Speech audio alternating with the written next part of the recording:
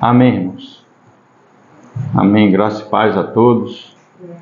Vamos continuar, com o nosso estudo aqui no campinho, com relação às jornadas, E hoje a gente vai estar falando com relação à jornada de Or Agidgad. A jornada de hoje é Or Agidgad. Da vez passada a gente falou Bene Jaacan, ou Beirot Bene Jaacan, e hoje a gente vai estar continuando com Or Agidgad. Vamos lá em Números 33. Números 33, 32. Números 33, 32. Fala assim, E partiram de Bene Jaacan e acamparam-se em Or Agidgad. Partiram de Bene Jaacan e acamparam-se em Or Agidgad. Então, esse Or aqui, significa monte, Então, seria o Monte Agidgad. Or Agidgad, Monte Agidgad. Onde aparece, tem outro texto também que a gente já leu das outras vezes, A gente tem lido os mesmos textos, como eu já até falei com os irmãos, que essas jornadas, elas são todas entrelaçadas, O assunto é o mesmo, A gente está esmiuçando o mesmo assunto com relação à transição geracional. Então, o assunto é a transição geracional. Dentro desse assunto da transição geracional, a gente passa por vários tópicos, E está falando da mesma coisa, que é dessa transição geracional. O outro texto que a gente já leu outras vezes, vamos ler mais uma vez, é de Deuteronômio. Deuteronômio 10, a gente já leu em outras jornadas, e essa também a gente vai encontrar em Deuteronômio 10, versículo 7. Deuteronômio 10, 7 fala assim, Dali partiram para Gudgoda, e de Gudgoda para Jotbatá, terra de ribeiros de água. Então a gente vê aqui, a gente descobre aqui que quando eles partem, nesse Deuteronômio 10, versículo 7, eles partiram de Gudgoda e acamparam-se em Jotbatá. Quando você compara com Números 33, eles partiram de Or Agidgad, 33, 33. Números 33, 33. Or Agidgad e acamparam-se em Jotbatá. Então, essa mesma palavra que é traduzida em Números por Or Agidgad, em Deuteronômio ela é escrita como Gudgoda, mas é a mesma palavra, o mesmo local. Essa diferença, já comentei outras vezes, eu creio que não é interessante para a gente. Eu creio que é interessante para quem está estudando hebraico, quem está estudando linguística, que tem a ver com os textos massoréticos, algumas coisas que creio eu que não interessa para a gente. É uma questão de tradução só, dos textos massoréticos. Em um texto está como Gudgoda e outro está Or Agidgad, mas é o mesmo lugar, mesma coisa. Ainda em Deuteronômio aqui, outro versículo também que a gente tem lido bastante, que tem a ver com essas jornadas que a gente tem falado, é Deuteronômio 2, versículo 1 e versículo até o 3. Deuteronômio 2, do 1 até o 3. Fala assim, Depois viramo-nos e seguimos para o deserto, caminho do Mar Vermelho, como o Senhor me dissera. E muitos dias rodeamos a montanha de Seir. Então o Senhor me falou, dizendo, Tendes já rodeado bastante tempo esta montanha, virai-vos para o norte. Então a gente já falou em outras jornadas, que foi as jornadas bem anterior, que o povo, eles começam a dar aquelas voltas no deserto, O povo começa a dar volta justamente na montanha, nesse Monte Seir, não é isso? Então aqui ele está falando no 2:1, ó, depois viramos-nos e seguimos para o deserto, caminho do Mar Vermelho. Ou seja, eles estavam numa posição e desceram, caminho do Mar Vermelho. Eles tinham subido, começaram a descer de novo, e o Senhor mandou que eles descessem. E aí eles descem e agora eles começam a dar volta ao redor do Monte Seir, não é isso? É justamente o que a gente está falando. E eles ficam dando volta ali 38 anos, né? É o total dessas voltas, né? Mais 2 anos, um total no deserto de 40 anos. 11 meses e, se eu não me engano, não me lembro bem se é 11 meses, 7 dias, alguma coisa assim na jornada do Monte Sinai, e o restante foi de Ramsés até ali o Monte Sinai, que dá mais ou menos ali, Ramsés até o Monte Sinai dá uns 2 anos mais ou menos, e depois 38 anos rodeando. E essa jornada que a gente está falando da transição geracional é justamente o ponto, por isso que eu peguei esse versículo aqui novamente, porque depois que eles dão volta ali ao redor do Monte Seir, chega um momento que eles começam a transição geracional, que é o assunto que a gente está tratando agora.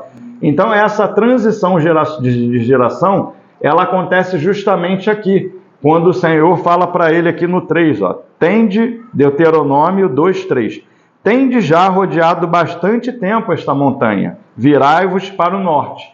Então, agora, eles se viram para o norte e começam a subir de novo, né? Estão rodeando a montanha, e agora eles lá de baixo, o Senhor manda eles começar a ir pelo caminho do norte, e esses que começam a subir caminho do norte, já está sendo preparada a nova geração, porque agora eles já estão preparando essa nova geração, para quando eles chegarem lá nos campos de Moabe, a nova geração já vai estar pronta, preparada para atravessar o Jordão para entrar na terra, para ganhar a terra prometida, né? Então é justamente esse ponto que a gente está. E diz agora, essa transição geracional acontece nesse ponto, que eles começam a subir. Então é o período que a nova geração está sendo preparada, né, para herdar a herança da terra, né? Eles estavam indo para a terra. E outra coisa também, a gente encontra, né, o significado dessa jornada justamente na tradução do nome, né, do nome dessa jornada. Or Agidgad ou Gudgoda, né, como a gente já leu aqui em Números e Deuteronômio. A tradução dessa palavra significa incisão. Incisão. Primeiramente, né, é uma palavra estranha, até um pouco difícil de entender. E eu não vou falar agora não, explicar ela agora não. Eu vou começar a falar alguns aspectos de Gudgoda, né, Or Agidgad, e mais para frente vai começar a ficar cada vez mais claro para os irmãos essa questão da incisão, o que é. Né, então, Deuteronômio 6, 7 fala, né, dali partiram para Gudgoda, e de Gudgoda para Jotbatá, terra de ribeiros de água. Né, então a gente já vê aqui que a próxima jornada, que é Jotbatá, é uma estação que é uma estação de ribeiros de água. Então a gente já vê que é uma estação de desfrute, de abundância, né? Uma estação que é boa, né? A que a gente viu da vez passada, também a Bene Jacan, fala do discipulado, né?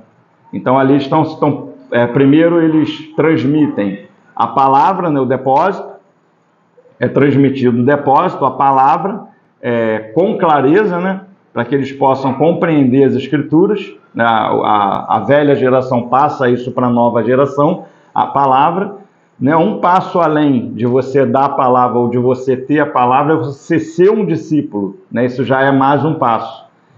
E agora a Or Agidgad já é mais um passo, do que avança, ainda que é um passo um pouco negativo. A gente vai ver que essa jornada de Or Agidgad é uma jornada de uma estação que nós passamos, né, conforme nós vamos caminhando e nós amadurecemos, nós passamos por essa jornada. O Senhor sabe que nós passamos e o Senhor está mostrando que existe essa estação, né? Mas ainda não é a estação definitiva. É um local que todos nós vamos passar, né? Mas que tem algo além, né? A intenção do Senhor é que nós cheguemos à plena maturidade, à estatura de varão perfeito, né? Esse é o objetivo, né? A sermos maduros, homens amadurecidos em Cristo, né? Mas nessa caminhada, a gente passa por Or-Hagidgad, a gente passa por essa monte da incisão, né? Or significa monte, e Hagidgad, ou Gud-Goda, incisão. Então seria monte da incisão, né? Mais para frente eu vou ler um texto, um outro texto na Escritura, que aparece essa palavra de novo. E ela é traduzida, né? E é a mesma palavra nesse texto. Aí quando a gente começar a estudar o texto, vai ficar bem mais claro o que significa essa jornada. Mas antes disso, eu queria falar de alguns outros aspectos. O primeiro aspecto, né? Eu vou estar falando do primeiro aspecto, segundo aspecto, depois a gente vai para esse que vai ficar mais claro. Eu queria abrir com os irmãos lá em 2 Timóteo, para a gente começar a explanar o primeiro aspecto dessa estação de Or-Hagidgad. 2 Timóteo 2, a gente vai ler o versículo 1 e versículo 2. Né? 2 Timóteo 2, a gente já leu esse versículo em outras estações, né? E a gente vai ver hoje que nesses dois versículos, ele passa 3 estações aqui, né? A gente vê aspecto de das últimas 3 estações que a gente viu, né? 2 Timóteo 2, versículo 1 e o 2, fala assim, ó: Tu, pois, meu filho, né? Esse meu filho aqui já é o aspecto do discipulado, né? O Paulo aqui está falando para Timóteo, que é o seu discipulado. Paulo é o discipulador, Timóteo é o discipulado, né? Então ele é o pai e Timóteo é o filho dele. É o que ele está deixando como discípulo, né? Então a gente está chamando aqui de Timóteo do filho dele na fé, né? Tu, pois, meu filho, Bene Jacã, fortifica-te na graça, ou seja, esforça-te na graça do Senhor, né? Não é algo que procede do homem, mas aqui a gente já vê, né? Que não é algo natural do homem, né? Que procede do homem, mas é algo que o Senhor mesmo é a fonte, vem dele, por ele e para ele são todas as coisas, né? Esse é o princípio. Então, Timóteo, esforça-te na graça que está em Cristo Jesus. E o que de minha parte ouviste, através de muitas testemunhas, né? Aqui está o depósito, a parte de passar o depósito. O que de minha parte ouvistes, através de muitas testemunhas, isso mesmo, quer dizer, com fidelidade, a mesma coisa, não é outra coisa, tem que ter fidelidade, é o que de mim ouviste, essa mesma coisa, isso mesmo, transmite a homens fiéis e também idôneos, para instruir a outros. Né? Então, o primeiro aspecto é de você passar a informação, né? Que é mocerote, né, que a gente viu. Mocerote é a passagem do depósito, transmite a outro homens fiéis, né? E quando a gente fala a outro homens fiéis e também idôneos para instruir a outros, aí você já está no aspecto de Bene Jacã também, né? Então são esses discípulos que fazem discípulos. Então você não fica no aspecto só de ensino. Uma coisa é você ensinar, né? Você passar o depósito, ensinar a Escritura. Outra coisa são as pessoas que estão ouvindo esse ensinamento gerar vida nessas pessoas. E essas pessoas agora elas vão avançando, né? Então já é o aspecto de ser discípulo, já avança, né? E justamente aqui nessa questão, ó, transmite a homens fiéis. O discípulo ele tem que ser fiel o que ele está recebendo. É justamente essa fidelidade que vai dar esse aspecto de Gud-Goda, o primeiro aspecto, né, do monte de Or a Gid-Gad, né? Porque o que acontece? Quando a pessoa ela é fiel ao que ela está recebendo, ela procura passar de uma forma mais fiel possível. Não é isso? Se você recebe uma coisa, algo que você tem que passar com fidelidade, a tendência é de você passar com o maior propósito de fidelidade possível. E quando você, por conta dessa fidelidade, o que começa a acontecer? Né? Você recebeu a Escritura, a palavra, você se tornou um discípulo agora, está seguindo, né? E agora, por você ter fidelidade ao que você recebeu, muitas das vezes você acaba, de certa forma, imitando o seu discipulador. Né? É comum isso a gente ver. E justamente esse é o primeiro aspecto de Or a Gid-Gad. Né? É que você, com o que você recebeu do seu discipulado, de quem te discipulou, ou melhor, dos irmãos que vieram antes de você, né? Que foram os irmãos que você aprendeu, você vai ter jeitos dele, frase deles, o ensinamento vai ser parecido, né? Você ministra a mesma coisa, que normalmente que você ouviu, é aquilo que você passa. E isso muitas das vezes tem irmão que se incomoda com isso, né? E o Senhor nessa estação, ele está falando isso, que essa fase, ela existe, e todos nós passamos por ela, né? Por conta da nossa fidelidade, a gente costuma, vira e mexe, a gente tem uma frase de um irmão antigo, a gente tem um ensinamento que um irmão antigo passou, a gente passa aquele, né, muitas das vezes com as mesmas frases que o irmão falava.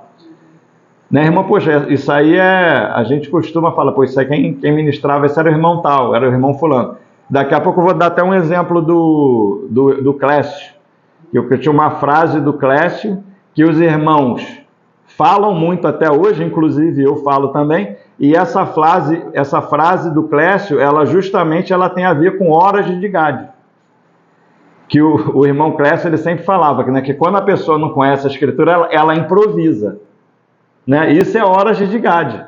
Se não conhece a Escritura, você começa a improvisar, porque falta o conhecimento. Então tem o improviso. Esse é um outro aspecto que a gente vai ver depois de Or a Gid-Gad, né?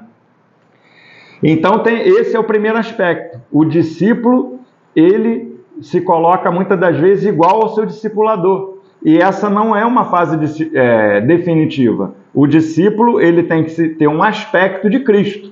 Né? Quando ele estiver totalmente amadurecido, quando ele chegar à sua maturidade, ele vai ter o seu próprio aspecto, né? A sua própria expressão do Senhor mesmo. Né? Ele não necessariamente ele vai ser igual ao seu discípulo, quem discipulou ele, né? ou as pessoas de quem ele aprendeu. Né? A tendência com o tempo, ele tomando um aspecto de Cristo mesmo, que Cristo separou para ele ter a sua própria peculiaridade, né? O seu próprio ministério individual. Né? Então, isso aí é uma estação mais adiante, né? É uma estação de estar mais maduro. Mas quando ainda não está 100% maduro, tem essas expressões de você estar, né, imitando a velha geração. Esse é o aspecto do discípulo. Esse é um aspecto que acontece com o discípulo que ainda não está formado ainda, está em transição ainda para amadurecer. Né? Ele parecia com o seu discípulo, quem discipulou ele. E a outra negativa também acontece com quem discipula.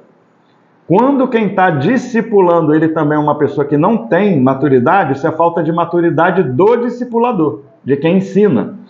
Porque o discipulador, muitas das vezes, ele tem a tendência dele querer também, né, que é uma falha, não é o normal, o natural, dele querer que o discípulo dele seja igual a ele, seja uma cópia dele, porque ele está ensinando e ele vai querer que esse discípulo, isso é sinal de imaturidade do discipulador, né? Por exemplo, o irmão que ensina, o irmão que está discipulando, ele é um irmão que ele é mestre. Então ele acha que os irmãos que estão aprendendo dele, que aqueles irmãos que ele está ensinando, que todos têm que ser mestres. É mais ou menos como se fosse isso. Então, se os irmãos não têm mestria, rapaz, esses irmãos estão imaturos. Pô, não está certo, não está legal, não está bom. Nunca vai ver que os irmãos estão bons. Porque ele está querendo ver nos irmãos um espelho dele mesmo. Né? E muitas das vezes você está discipulando alguém e aquele irmão ali, ele não é um mestre, ele pode ser um evangelista, um pastor, ele pode ter outro dom, né? O Senhor pode ter outra coisa para ele. E isso aí é algo que quem está discipulando tem que ter discernimento dessas coisas. Né? Por exemplo, se o irmão que ele está discipulando, está ensinando, ele é um evangelista, ele vai ter a tendência de querer que todo mundo evangelize. Ele vai olhar para todo mundo, caramba, ninguém evangeliza. Então não está bom o negócio aqui na congregação, que não está legal, porque não está discipulando, não tem evangelista, né? Não estamos evangelizando e não está bom, não está legal. Porque ele acha na cabeça dele que todo mundo tem que ser igual a ele, e não é. Né? Conforme você vai aprendendo de Cristo, você vai tomar a sua forma de Cristo, né? A porção que Cristo tem para você, que não necessariamente é a mesma forma do seu discipulador. Ainda que você pode também ser um evangelista, ou você pode também ser um mestre, ou um pastor. Então, isso é bem comum, né? O pastor, o irmão que é pastor, ele olha para a congregação, ainda que o evangelismo é para todo mundo, né? O apacentamento também tem níveis de evangelismo, níveis de apacentamento, níveis de mestria. Né, que o ensinamento também é para todo mundo, mas o mestre tem seu nível de ensino, né, e os irmãos cada um tem seu nível de ensino também, não é igual ao do mestre. Né, evangelizar também, o ID é para todos, né, é para todos, mas se todos fossem iguais, a Escritura não falava dos evangelistas. Então, o ID é para todos evangelizar. Mas a Escritura fala que tem os evangelistas, que tem isso como dom. Né? O ensinamento é para todos, mas tem aqueles irmãos que têm a mestria. Né? O apacentamento é para todos, mas tem o pastor também, né? Que tem dom. Um cuida do outro, liga para o outro para saber como é que está, né? Tem aquele cuidado com o irmão. Isso aí é para todos os irmãos ter esse cuidado de um para com os outros. Né? É normal, é comum. Mas o pastor, ele porque ele tem aquele dom mesmo de pastor. É o ministério, passou a ser de dom para ministério, né? Já é um aspecto mais avançado. Né? E quando esse pastor ele é imaturo, ele vai querer que todo mundo seja pastor também. Se tem irmão diferente, não está legal ainda. Né? Então isso também é um aspecto de imaturidade. Né? Vamos avançar mais um pouquinho. Eu queria estar lendo um texto lá de 1 Reis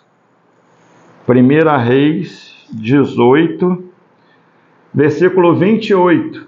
1 Reis 18, versículo 28, que é o versículo onde vai aparecer essa palavra, né, que a gente está falando aqui, Gudigoda, ou Agidgad. E aqui ela está aparecendo... É a mesma palavra que ela está traduzida, é a mesma tradução, entendeu? Da mesma palavra que aparece como Gudigoda ou Agidgad, né?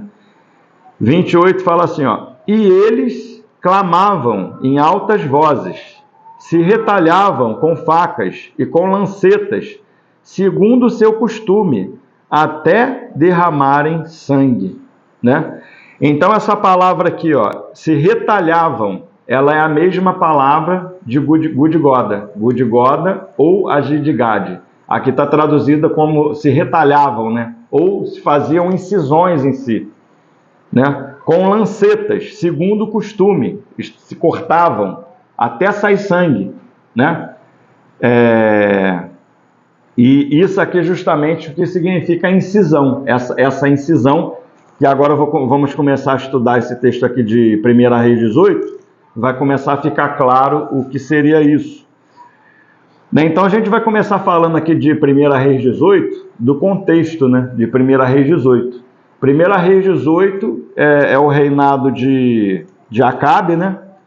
o Israel estava em apostasia e Elias, ele tinha profetizado 3 anos e meio de seca, não é isso? Estavam vindo aqui de algo que, por conta, isso era um juízo de Deus.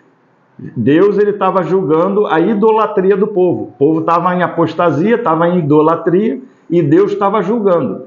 Como é que Deus estava julgando? 3 anos e meio de seca, que é um número de juízo, né? 3 anos e meio. Então Deus mesmo estava julgando. Por isso Elias profetizou e começou a seca. E Elias tinha falado isso para Acabe. E dali Acabe começa a perseguir Elias por todo o reino, querendo a cabeça de Elias, né? E eles iam por todo lugar e não achavam Elias, de jeito nenhum. Elias primeiro ficou no ribeiro, né, de água ali, o corvo alimentava ele, um corvo vinha alimentar ele, bebia água ali no ribeiro, depois ele vai para a casa de uma viúva, né, e ali também tem provisão para ele, e vai passando o tempo, e agora chegam 3 anos, se passam 3 anos de seca, sem água, imaginam, em Israel. Juízo, Deus tendo um juízo com o povo ali, com Israel, por conta da idolatria do povo, né? E esse aqui é o contexto agora, que Deus vai falar para Elias, que ele vai tratar com a idolatria do povo, e isso vai ser tratado, né? E vai vir chuva. Depois disso tratado, vem a chuva, né? E a gente vai ver aqui no 18:1, ó, 1 Reis 18, versículo 1. Ó, muito tempo depois, veio a palavra do Senhor a Elias, no 3º ano, ó, já tinham passado 3 anos de seca, dizendo: vai, apresenta-te a Acabe, porque darei chuva sobre a terra. Então Acabe estava querendo o pescoço de Elias, mas agora Deus aqui manda ele ir se apresentar a Acabe. Então agora Elias, ele está indo até Acabe, mas ele está indo comissionado pelo Senhor, está indo mandado pelo Senhor. Então o Senhor sabe que não ia acontecer nada com ele, né? Está indo se apresentar ao rei Acabe para tratar esse problema da idolatria com o povo, né?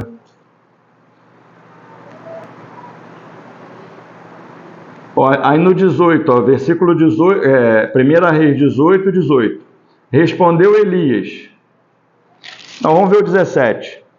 Quando Acabe, isso aqui é quando Acabe vê Elias, né? Vendo, disse: és tu o perturbador de Israel? Acabe chama Elias de perturbador de Israel, porque ele tinha profetizado a seca, né? Estava caçando ele, não achava em lugar nenhum. És tu perturbador de Israel? Aí Elias responde ele, ó. Respondeu Elias: eu não tenho perturbado Israel, mas tu e a casa de teu pai, porque deixastes os mandamentos do Senhor e seguiste os Balaim.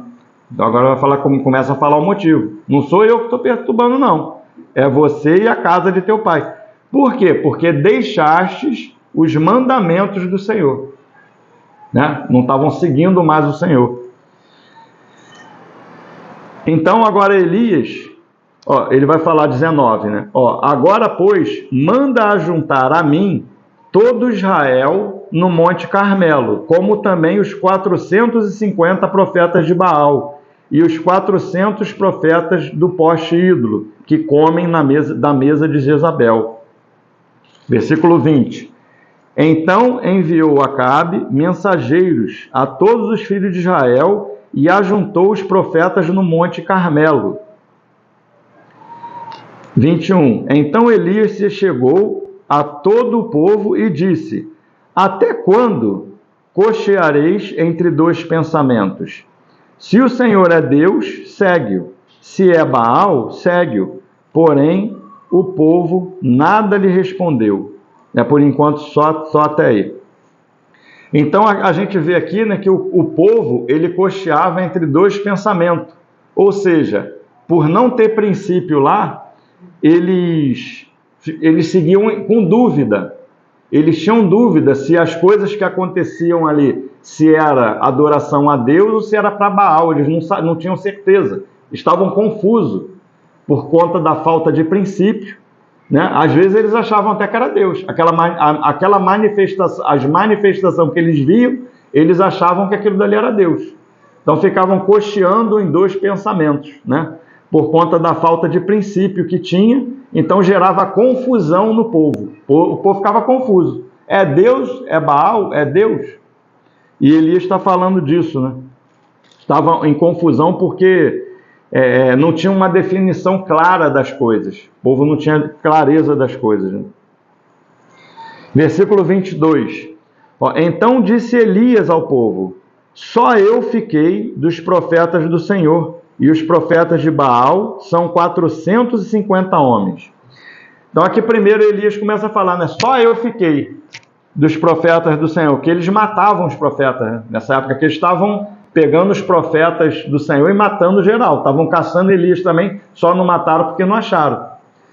E o Elias aqui, ele está achando que só tinha ele. Só eu fiquei dos profetas.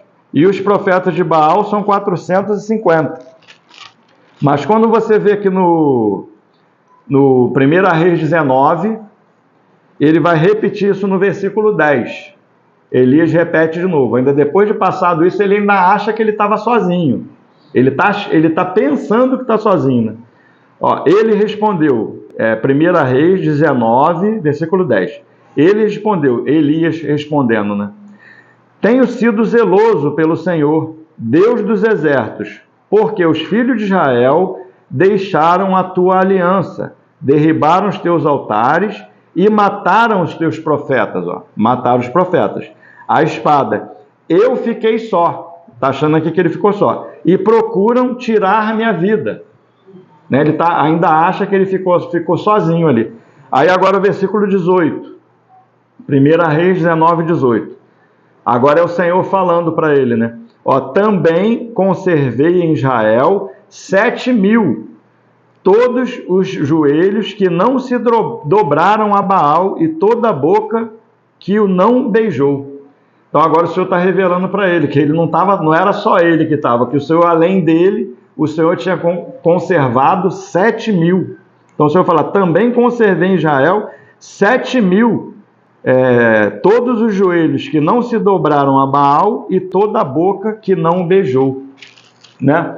Então esses 7.000 e né, com Elias, 7.000 que não se dobraram a Baal, na escritura aqui, nesse texto aqui, eles estão fazendo a tipologia da linhagem do ministério do Espírito.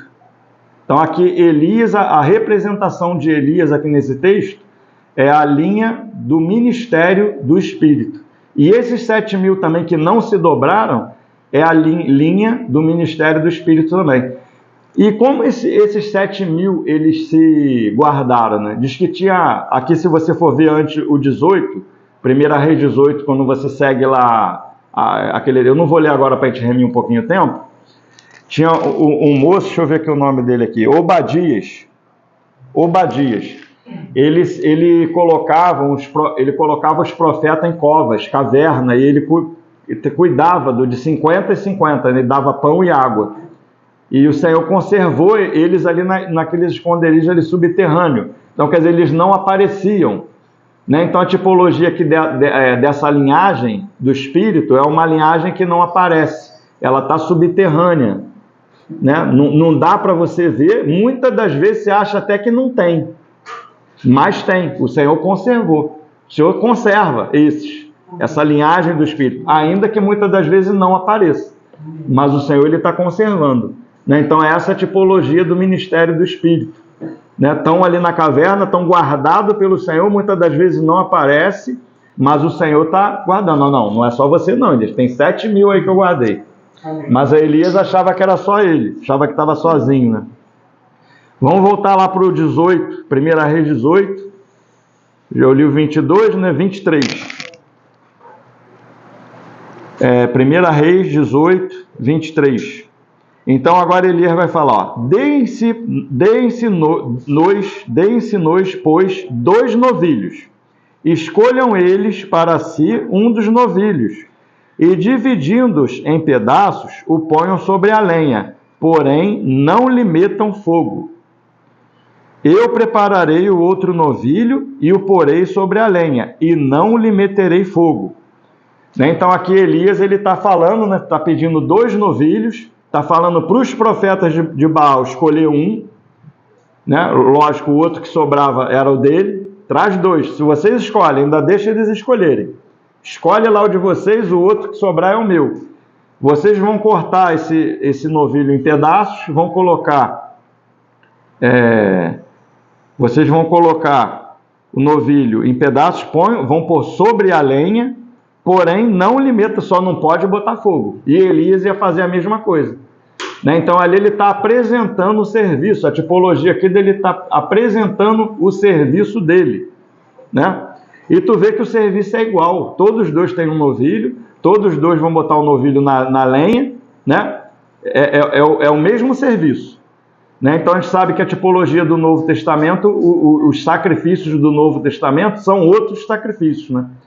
São outros tipos de oferta, né? que é a mesma coisa. Isso aí vai acontecer no Novo Testamento, na nossa oferta que nós apresentamos ao Senhor. Aqui é uma alegoria, uma figura. Mas hoje nós temos a nossa oferta que nós trazemos ao Senhor. Aqui está tipificando aqui pelo novilho, né? Que as ofertas são apresentadas por intermédio de Jesus Cristo, do sacrifício dele. Por isso aqui que ele está fazendo uma tipologia, né? Dos novilhos que eram sacrificados, que é uma tipologia do sacrifício de Cristo, não um aspecto, né? Sacrifício de Cristo. Mas tinha a questão de não pôr fogo, né? A gente vê lá, vamos ver lá em Levítico 10. Levítico 10. 1 e 2. É a questão de Nadab e Abiú, né? Creio que os irmãos conhecem bem esse texto. Levítico 10, versículo 1 e 2. Fala assim, ó. Nadab e Abiú, filhos de Arão, tomaram cada um o seu incensário e puseram, olha só, eles pegaram o incensário e puseram fogo nele. Olha o detalhe, eles pegaram o seu incensário e eles mesmos puseram fogo no incensário. E sobre este incenso, e trouxeram fogo estranho perante a face do Senhor, o que não lhes ordenara. Então saiu fogo de diante do Senhor e os consumiu, e morreram perante o Senhor. Né? Eles mesmos colocaram fogo da parte dele, então era um fogo estranho. Né? Quando a gente vê aqui em Levítico 9, o versículo 24, que era o 1, tem a forma como acontecia. Né? Ó, Levítico 9, versículo 24. Ó. E eis que saindo fogo de diante do Senhor, olha a diferença, consumiu o holocausto e a gordura sobre o altar, o que vendo o povo jubilou e prostrou-se sobre o seu rosto. Né? Então a normalidade é essa, o fogo ele saía do altar, ele vinha do altar. Né? Esse era o fogo do Senhor, era o fogo que vinha do Senhor. Né? E agora aqui a negativa de Nadab e Abiú foi que eles mesmos puseram fogo no incenso. Né? E trouxeram fogo estranho diante do Senhor. Né? Então, voltando lá para Reis, né? É justamente aqui a prova de fogo do ministério. Né? O ministério aqui está sendo provado. É uma prova que é do Senhor mesmo. Se é do Senhor ou se não é do Senhor. É do Senhor ou é de Baal? É o que Elias está propondo aqui. Vocês vão apresentar um novilho, vão apresentar a oferta de vocês, eu vou apresentar a minha, vocês põem em cima da lenha, eu também vou pôr. Só tem a condição, não põe fogo não. Né? Então é isso que Elias está falando aqui. Que não é algo que vai vir deles.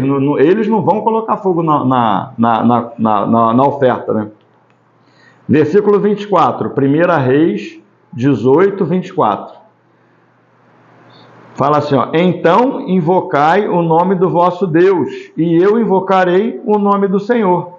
E há de ser que o Deus que responder por fogo, este é que é Deus. E todo o povo respondeu e disse, é boa esta palavra. O povo concordou com Elias. Elias falou, ó, vocês vão clamar a Baal, o Deus de vocês, eu vou clamar ao Senhor. O Deus que responder, né? Há de ser que o Deus que responder por fogo, esse é que é Deus. E o povo concordou. Essa palavra é boa. Disse Eli, 25, disse Elias aos profetas de Baal: escolhei para vós outros um dos novilhos, preparai-o primeiro, porque sois muitos, invocai o nome do vosso Deus, e não lhe metais fogo. Falou mais uma vez aqui, não bota fogo. 26, tomaram o novilho que lhes fora dado, prepararam-no e invocaram o nome de Baal, desde a manhã até o meio-dia, dizendo: Baal, responde-nos. Porém não havia uma voz que respondesse. E manquejando, se movimentavam ao redor do altar que tinham feito. Já estavam mancando, rodeando o altar lá, manquejando já, clamando a Baal, né?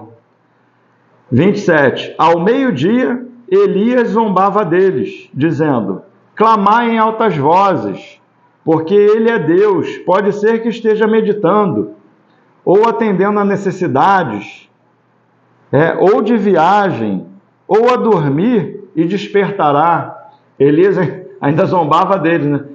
Olha, grita mais alto, ora, eles estavam fazendo as orações dele, mas não tinha voz nenhuma, não tinha manifestação de nada. E Elias zombava. Clama, de repente ele está atendendo alguém, está viajando, pode ser que ele esteja dormindo, e vocês vão orar mais alto, ele vai acordar. Né? Aí o 28, que é o versículo-chave, né? Que fala daqui do agir de Gade. E eles clamavam em altas vozes, e se retalhavam com as facas e com lancetas, segundo o seu costume, até derramarem sangue. Ou seja, né, agora eu vou trazer, creio, se os irmãos não entenderam ainda, trazer um pouquinho mais de clareza dessas incisão. O que seria o agir de Gade, né, o Gud Goda, essa incisão? É justamente um aspecto, né, de você apresentar fogo estranho, né? O outro aspecto é você querer imitar algo do Espírito, algo que não é do Senhor. Você está querendo... ali, por exemplo, eles se cortavam aquilo dali, querendo demonstrar um aspecto como se aquilo dali fosse Deus, fosse algo espiritual, fosse algo do Espírito, né? E o povo ficava confuso, como a gente viu aqui no versículo 21, né? Até quando cocheareis em dois pensamentos? Porque o povo, né, na ignorância, não sabia. É Deus, isso não é? Fica confuso. Muitas das vezes isso acontece, não é isso? O povo, às vezes, que não tem muito conhecimento, não é muito esclarecido, você fica confuso se aquilo dali é uma manifestação de Deus ou não, né? Então, tem vários tipos de incisão hoje que a gente vê que pode acontecer, né? Um tipo de incisão, as pessoas fazem as coisas querendo mostrar algo como se aquilo dali fosse algo espiritual, né? Algo da parte de Deus mesmo. Né? E não é da parte de Deus. É coisa humana, muitas das vezes é coisa humana mesmo. E muitas das vezes tem espírito que vem por trás. É um improviso, né? Não conhece a palavra, é o que o Clécio falava. Quando você não conhece a palavra, você improvisa, né? Então são coisas que quer apresentar coisas parecendo como se fosse espiritual. Muitas das vezes não é. É música por trás da pregação. Uma vez até a gente já ouviu ter uma ministração até do Gerson, e eu concordo plenamente com ele. O que tem que tocar os irmãos, o espírito dos irmãos, é a palavra de Deus. E não é instrumento tocar a emoção do irmão. Então, porque às vezes tem instrumento que toca para tocar a alma do irmão, o sentimento, a emoção. Mas o que tem que tocar os irmãos é a palavra. Deus se manifestar através da palavra, tocar o espírito dos irmãos. Né? Então, por exemplo, e tem várias coisas, instrumentinho, toca instrumento. Outra coisa também que a gente vê bastante, vamos pintar a parede de preto, a gente bota um jogo de luz, solta uma fumacinha aqui, vai ficar muito espiritual, né? E a gente começa a tocar louvor, toca louvor aqui com a parede pintada de preto, jogo de luz, rapaz, vai ser... E os irmãos estão ali na emoção, na alma, estão achando que aquilo dali é algo espiritual. E é a religiosidade, né? Na verdade, estão adorando Baal. Que aqui, na verdade, a gente acha que adorar Baal, a gente acha, eu não adoro Baal, não adoraria nunca Baal. Mas a religiosidade é um tipo de adoração a Baal, que não é o Senhor. Está acontecendo uma manifestação ali que não é o Senhor. É algo que está sendo produzido pelo homem. A gente vê assim no Novo Testamento, lá em Apocalipse, falando mesmo bem assim, explícito isso, Laodiceia, né? Laodiceia que tem tudo lá. Está tudo lá, tem louvor, tem palavra, tem tudo. Só tem um detalhe, o Senhor está fora do negócio. O Senhor está na porta batendo, querendo entrar, né? O Senhor está querendo entrar, batendo na porta, querendo... Se vocês abrirem a porta, entrarei, cearei com vocês. O Senhor está querendo entrar. Mas tem tudo lá, está tão bonitinho lá que eles acham que são ricos, né? Abastados, mas não sabem que são nu, pobre, cego, né? Porque está tudo correndo uma maravilha, né? Mas o Senhor, o detalhe é esse, o Senhor não está no negócio. E eles estão clamando, estão orando e o Senhor não se manifesta. Por que o Senhor não se manifesta? O Senhor não se manifesta porque Ele não está no negócio. O negócio está reprovado. Esse é o X da questão, né? Quando está reprovado, o fogo não desce. Primeiro vem o juízo de Deus, já começa aqui, né? A gente pega esse texto aqui, o juízo de Deus vem com a seca, fica seco, né? Quando começa a entrar num ambiente de religiosidade, o Senhor ele para de derramar chuva. É a tipologia aqui do Velho Testamento. Já estavam vindo de um tratamento de Deus de 3 anos de seca. Isso já era, né, a seca, e olha que eles estão na terra, né? Eles estão na terra ali, mas estão apostatados, né? Aqui em Reis, aqui, né, já entraram lá na terra, já passou de Moisés, né? Já passou de Josué, né? E agora estão no período dos reis, né? Já passou de Davi, já passou de Salomão, estão agora no período dos reis, estão lá na terra, né? Terra que mana leite e mel, mas tão seco, e a terra sem água ela não produz. Você está em Cristo, mas não tem o Espírito, porque aqui a manifestação do Espírito aqui é a água que rega a terra, né? É um aspecto do Espírito, e o fogo que sai do altar também é a manifestação do Espírito. Por isso que Elias aqui está fazendo o papel da linhagem do Espírito, né? É isso que ele está falando aqui. Você oferece o seu sacrifício, mas não bota fogo não. Não tenta manipular, apresentar algo que querendo mostrar que é o Senhor. Deixa o Senhor se manifestar. Entende? Deixa o Senhor se manifestar. Quando a gente vê que o Senhor ele se manifesta, quando o Senhor está no meio da congregação, no meio dos irmãos que está sendo aprovado, automaticamente, naturalmente, o Senhor vai se manifestando. Amém. Não é isso?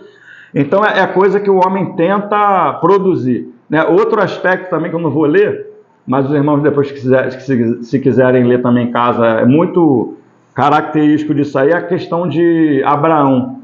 Abraão, sai da tua terra, da tua parentela, farei de ti uma grande nação. Aí depois tem a promessa, né? Não, vou te dar um filho, farei de você uma grande nação, o filho vai ser de você. Ele, mas só tenho Damasceno lá, o meu criado, não tenho filho, como é que eu vou ser uma grande nação? E o Senhor está provando Abraão ali, e está passando o tempo, cada vez Abraão está ficando mais velho, né? Aí Abraão vai chegar em Agidgade, né? Esse é o Agidgade de Abraão e Sara. Eles vão falar, olha, tem uma ideia boa, vamos produzir, né? O Senhor ele prometeu um filho, vamos dar uma mãozinha para ele, né? Tem a Sara aqui, ó. E isso era costume do mundo, né? As leis do mundo da época. A lei de Deus lá no Velho Testamento era já, deixará o homem seu pai e sua mãe, se unirá à sua mulher. Isso aí já estava lá em Gênesis, desde Adão lá já tinha isso lá. Isso aí era a prática do mundo já, de dar escrava, que Jacó fez isso, né? Quando ele foi lá para a terra, teve 4 esposas, mas não era assim de Gênesis lá, não está ensinando isso, né? Vamos fazer uma coisa, né? Tem a Agar aí, ó. Toma minha serva lá e ela vai dar uma grande nação lá através de Sara para a gente. Abraão, gostei da ideia. Então, o que significa? O que Abraão e Sara conseguiu fazer para Deus foi Ismael, né? Não foi o filho da promessa. Foi algo que era do homem realmente. As coisas que vêm de Deus é algo que o homem não consegue. O homem não consegue produzir. Não tem como o homem produzir. Só Deus produz. É unção, é coisa do Espírito. Né? E isso, algo que Deus consegue produzir, estava a tipologia de Isaac, né? Que era o filho da promessa. Aí o Senhor espera ele ficar mais velho ainda. Sara bem velhinha, quando já não tinha, ela até riu quando ouviu falar disso, rapaz. Então o nome dele vai ser Isaac. E Sara já bem velhinha, aí tu vê como Deus faz. Ela já bem em idade avançada, até Faraó se encantava por ela. Aí imagina uma mulher de mais de 100 anos que ela tinha, ou 90. 90, Abraão tinha mais de 100, né? Alguma coisa assim. Uma mulher de 90 anos que Abraão tinha medo de sair com ela e os outros matar ele para ficar com ela. Mas na beleza, o que o Senhor fez com essa mulher? Com 90 anos. Rejuvenescida, né? Com alta idade. Então é algo que o homem não produz, né? Isso aí é a manifestação do Senhor mesmo. Mas de que veio Isaac, né? O filho da promessa. Isaac foi o filho da promessa. Quando Abraão e Sara não podiam mais. Né? Isso aí era a promessa de Deus. Isso aí vem de Deus. É dele, por ele e para ele são todas as coisas. Ismael foi o agir de Gade de Abraão, né? Tentou forçar a barra ali e produziu Ismael, né? É o mesmo conceito, né? na história de Abraão, Sara e Ismael, Isaac, né? Vamos avançar aqui em 1 Reis, né? Então Elias estava zombando ao meio-dia deles, né? Clama a ele em alta voz, e eles se retalhavam, né? Com facas e lancetas, estavam tentando produzir algo, né? Para que o povo olhasse ali e falasse, não, é Deus aquilo ali, ó. Mas isso aí era o agir de Gade, né? Essas incisões que o homem tenta apresentar como se fosse Deus, e não é Deus, entende? É algo do homem mesmo. Está tipificado aqui por essas incisões aqui. Aí agora, 30. Então Elias... Não, 29. Passado ao meio-dia, profetizaram eles, até que a oferta de manjares se oferecesse. Porém, não houve voz, nem resposta, nem atenção alguma. Olha só, eles clamavam, oravam, até o meio-dia. Não houve voz de Deus, né? Não teve voz de Deus, nem resposta, nem atenção. O Senhor nem atenção dava. 30. Então Elias disse a todo o povo, chegai-vos a mim. Agora, ó, o negócio já começa a mudar. Elias agora chama o povo e traz o povo para perto. Chegai-vos a mim. Elias, né, lembrando os irmãos que Elias está fazendo a tipologia de Elias aqui, é do ministério do Espírito, né? Trazer o povo para perto. Chegai-vos a mim. Todo o povo de Israel, chegai-vos a mim. E todo o povo se achegou a ele. Agora, aí Elias restaurou o altar do Senhor que estava em ruínas, ó. Agora o Elias já começou a caminhar com um princípio. Chamou o povo para perto, o povo chegou para ele, e ele restaurou o altar do Senhor que estava em ruínas, ou seja, consagração. O altar fala de consagração, né? Ele restaurou a consagração no meio do povo ali, consagração ao Senhor.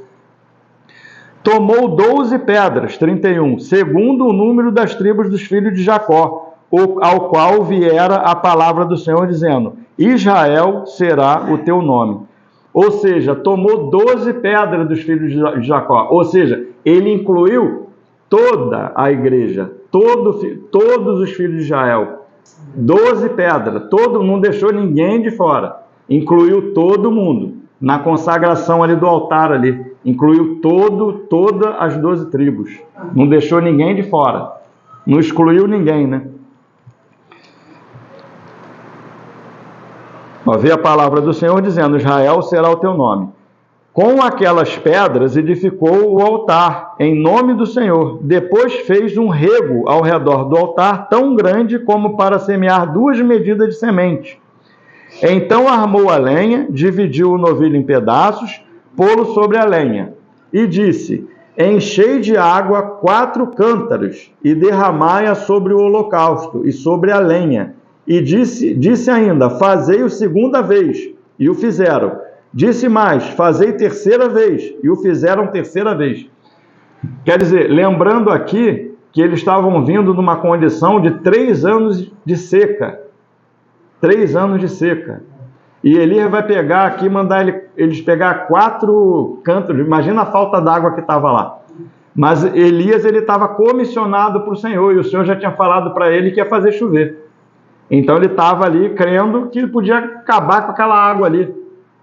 Cria no Senhor, né? O Senhor me comissionou para isso. Pode pegar lá a água lá, né? 4 talhas, né, de água, né? 4 cântaros, e derramai-o sobre o holocausto, sobre a lenha. Disse ainda: fazei o 2ª vez, que pegou mais 4 cântaros de água, e fizeram. Disse mais: fazei o 3ª vez, e fizeram 3ª vez. Versículo 35. De maneira que a água corria ao redor do altar, ele encheu também a água do rego. Quer dizer, o altar estava encharcado de água, o holocausto, as madeiras, tudo encharcado de água. Inclusive o rego que ele fez ao redor ali estava tudo cheio de água, né? A água escorria do altar, de tanta água que tinha. Versículo 33. Agora, no devido tempo, para se apresentar a oferta de manjares, quer dizer, ele esperou o tempo do Senhor, né? Ele esperou no devido tempo para se apresentar. Ele está completando os princípios, né? Os princípios do Senhor. Aproximou-se o profeta Elias e disse: ó Senhor, Deus de Abraão, de Isaque e de Israel, fique hoje sabido que tu és Deus em Israel, e que eu sou teu servo, e que segundo a tua palavra fiz todas estas coisas. Só até aí. Mas agora ele está falando, né? Que ele tinha feito todas aquelas coisas ali segundo a palavra do Senhor, né? Mais um princípio: fazer as coisas segundo a palavra do Senhor, não é fazer fora da palavra, de qualquer jeito, do jeito que tem na minha cabeça, que eu acho, né? Não conhece a palavra, improvisa, usando aqui a palavra do Clécio, né? Que Clécio falava isso. Segundo a palavra fiz todas estas coisas. Versículo 37. Responde-me, Senhor, responde-me, para que este povo saiba que tu, Senhor, és Deus, e que a ti fizeste retroceder o coração deles. 38.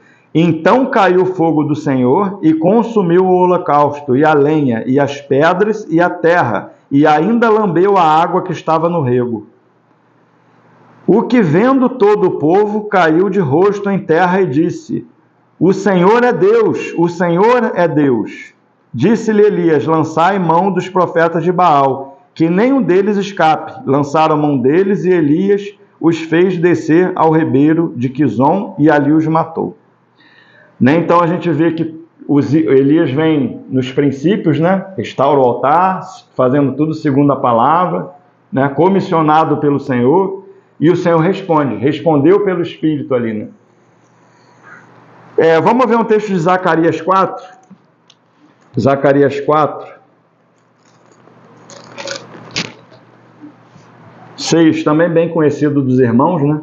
Que também tem a ver com isso, que é o mesmo princípio que tinha lá, que a gente vai ver lá em Esdras, né? Quando Esdras chega lá com Zorobabel, a primeira coisa que eles fazem é restaurar o altar, né?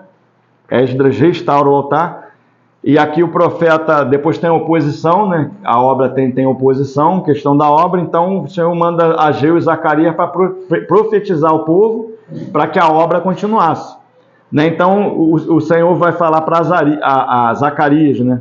Essa palavra aqui, 6, Zacarias 4:6. Prosseguiu ele e me disse: esta é a palavra do Senhor a Zorobabel, não por força nem por poder, mas pelo meu espírito, diz o Senhor dos Exércitos. Né? Então não é por força nem por poder, mas é pelo espírito do Senhor. É fazendo as coisas com princípio, né? Por meio da palavra, seguindo o que a palavra está dizendo, né? Com princípio, segundo a palavra, né? E o Espírito, ele responde, que o Espírito, ele vai se mover através da palavra, né? Não é por força nem por poder, mas pelo meu Espírito, né? João 7, Evangelho de João.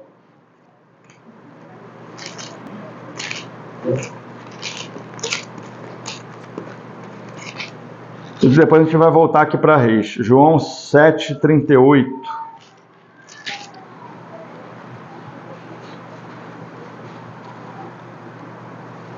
Havia água aqui, né? Desde o 37. No último dia, o grande dia da festa, levantou-se Jesus e exclamou: se alguém tem sede, olha a fonte da água aqui, né? De onde vem a água.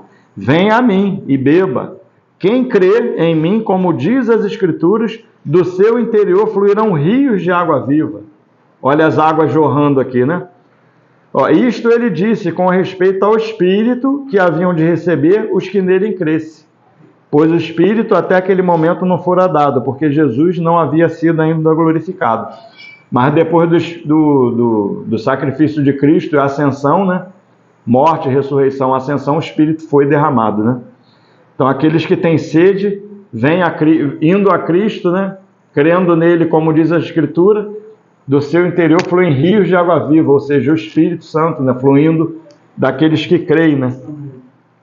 4:13, João ainda. Já estou acabando, tá, irmão? Só mais um pouquinho. João, Evangelho de João 4:13. Afirmou-lhe Jesus: quem beber desta água tornará a ter sede. Aquele, porém, que beber da água que eu lhe der, nunca mais terá sede. Pelo contrário, a água que eu lhe der será nele uma fonte a jorrar para a vida eterna. Amém, irmãos? Lembrando, irmãos, aqui que em Reis aqui estão no contexto de seca, né? Falta do Espírito, né? Então, contexto de seca, não tem água para beber, ou seja, não tem o Espírito.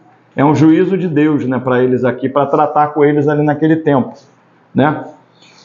E outra coisa, irmãos, Elias, também aqui nesse texto, Elias ele está